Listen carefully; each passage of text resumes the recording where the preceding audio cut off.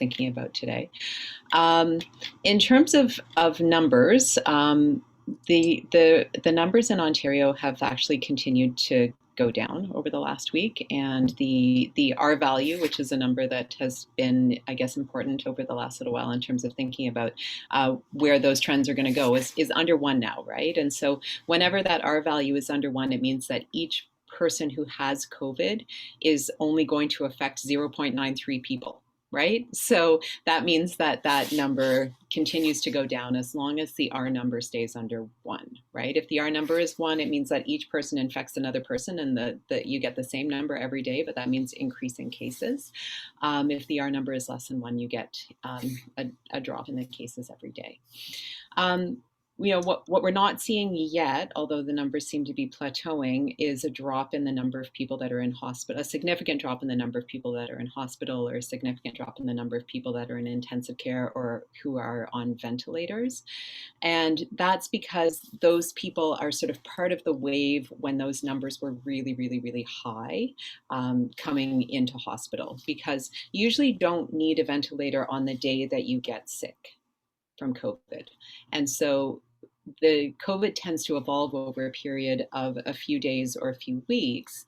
And so although you may have very mild symptoms today, that doesn't mean that you won't need a ventilator in 10 days, right? And so the fact that those numbers are still fairly similar or even maybe rising a little bit is because we still have a huge number of people that are sort of passing through the system. And so, but again, that trend will follow as long as the overall numbers start to drop. Then the ICU, the hospitalizations, the ICU, the vented patients will drop as well. The other thing that was communicated today with a little bit of sort of cautious optimism was the possibility that Ontario's doctors, especially their intensivists, will not have to activate any kind of triage system for determining who's going to access critical care. And so I think that, again, this is cautious optimism, but that triage process, I think, would have had a very, very heavy toll for colleagues that work in critical care. Now, those decisions, what that triage process means is that they have to look at 2 patients that may need critical care medicine, and if there are not enough resources, decide which of those patients is most likely going to benefit from critical care intervention.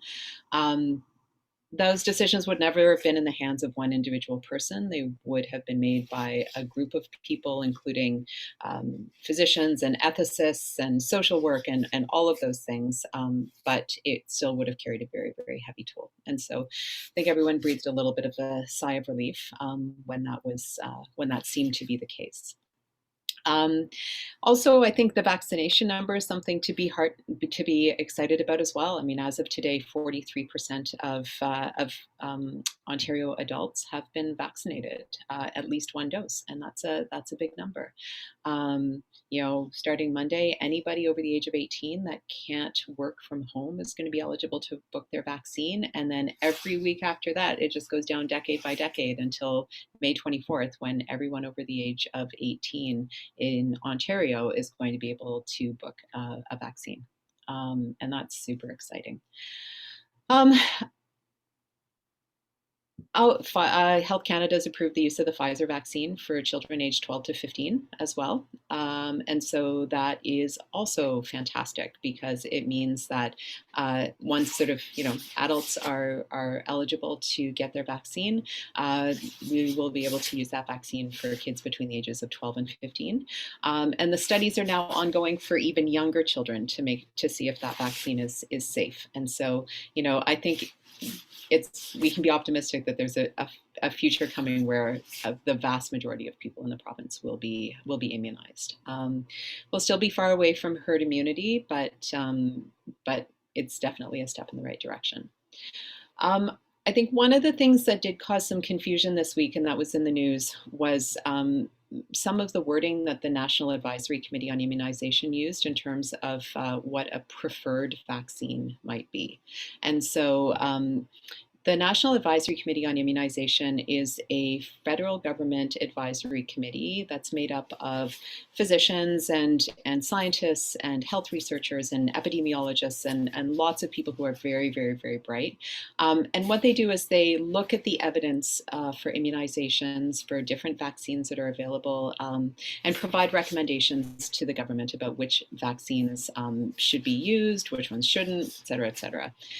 So the language on the National Advisory Committee for Immunization website says that the mRNA vaccines are the preferred vaccine. Now, I think that created a little bit of confusion because I think a lot of people that got the AstraZeneca vaccine were starting to feel buyer's remorse that maybe they should have waited for a Pfizer or a Moderna shot. But what's sort of implied in that is a risk benefit analysis, right? And so I think some of what the National Advisory Committee on Immunization was saying is for people who are at very low risk of getting COVID, they perhaps could wait to get a Pfizer or Moderna vaccine, right? But that's very few of us in Ontario right now. Very few of us are at very low risk of getting COVID-19. We're actually all still at fairly high risk of getting COVID-19. And in that context, the risk of getting COVID-19 far outweighs any risk of getting the AstraZeneca vaccine, right? So the AstraZeneca vaccine is still safe. It's still recommended. It's still part of the portfolio of trying to get the most number of people vaccinated possible, especially in hotspots like the GTA, including Halton and Hamilton and all of these communities. And so, although the NACI might say, well, like these vaccines seem to have slightly better efficacy, maybe they have a slightly better safety profile, when the goal is to get as many people vaccinated as possible, what you need is lots of vaccine, lots of options. And right now, we don't really have the luxury of saying, okay, my risk of getting vaccine is so low that I can sit back and wait. So, maybe there will be a future someday that is the case, but that's not right now. So I really hope that people who got the AstraZeneca vaccine are not feeling buyer's remorse. They absolutely did the right thing by making that decision and getting that vaccine. And then the Johnson & Johnson one, we'll see over the next little bit. That shipment has been delayed, but the hope is that that will be put into the mix as well over the next little bit. So that's kind of the view from where I'm sitting for COVID this week. And so, yeah, maybe next week we can send out like another, like a bit of a link to people. I don't know, even Monday or Tuesday or whatever, just as a reminder that we're doing this. And if people have questions, they can always send them to me in advance. Can I ask for your thoughts on the fact that people are nervous about people being reinfected even though they've been vaccinated? And that seems to be more of a worry to me all of a sudden than a couple of weeks ago we felt freed, right? Okay. Yeah. So the goal of the vaccines and what we know about the vaccines is that they reduce the risk of serious illness. And so anybody that's been vaccinated, even if they've been fully vaccinated, is still at risk of getting COVID, right? There's a lower risk. There's a much lower risk of getting the disease. There's a much lower risk of having symptoms. There's almost no risk of having serious illness, but you can get COVID even if you are fully immunized. And that's the case for flu. That's the case for most other viral illnesses as well, right? So that's why the recommendation is still to follow all of the public health guidelines until really case numbers are really, really, really low and there's a far greater number of people that are fully immunized.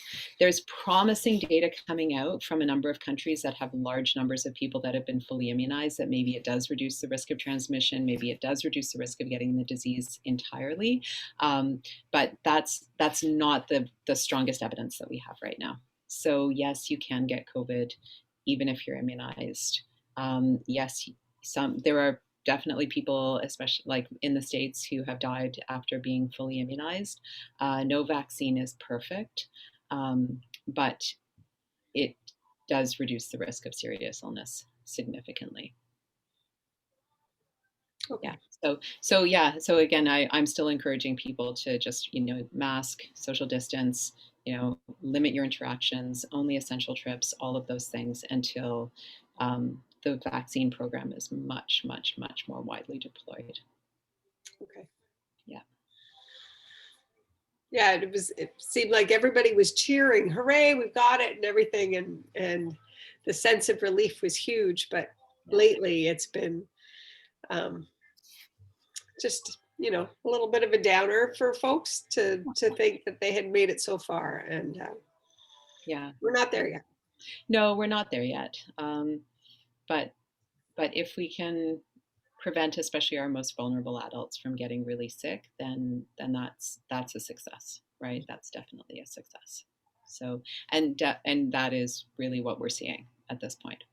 I will do some digging in terms of, I don't have the numbers off the top of my head, but I will actually look and see if the data is available about who's in hospital right now and rates of immunization for hospitalized patients. I don't know that off the top of my head. I don't even know if that data is available, but I think that would be really interesting to know. Yeah. Okay. Yeah. All right. Nice to see you guys. Nice to see you, Anna. Okay, Nice bye. to see you, Anna. Bye, Carolyn.